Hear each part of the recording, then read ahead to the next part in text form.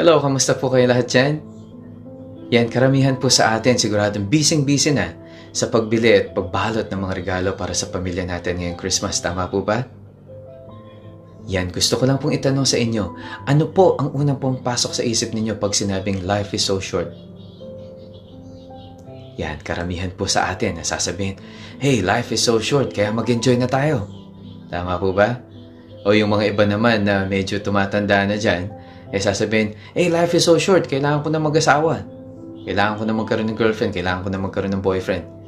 Kasi nahuhuli na ako eh. Life is so short. Pero ano po ba ang talagang meaning ng life is so short? Para po sa akin, is to praise God. To glorify His name.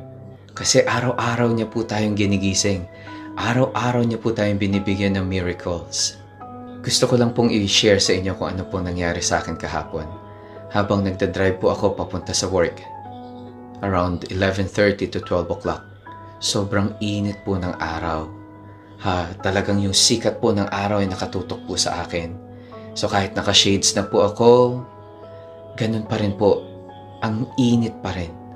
So along the way, yung mata ko talagang gumaganon po. Pumipikit.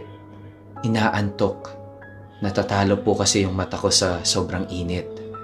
So, mga ilang exit pa bago po yung trabaho ko.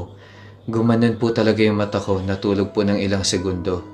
At yung sasakyan po, pumunta po sa kaliwa. Tapos nawala na po ako sa linya ko. Praise God, wala pong ibang sasakyan na nandun. Kung hindi, car crash po talaga yan. Alam niyo po, ginising po ako ni Lord. Pagkabalik ko, ay Lord, Diyos ko po, salamat po sa pangalawang buhay. Salamat Lord, hindi niyo po ako hinayaan na magkaroon ng car accident. Alam niyo po sa mga oras na yon, pagkagising sa akin ni Lord, naisip ko po agad ang pamilya ko. Naisip ko yung asawa ko, naisip ko yung mga anak ko, naisip ko yung mga pamilya namin sa Pilipinas, yung mga kapatid ko, lalo-lalo ng mama ko. Kaya life is so short.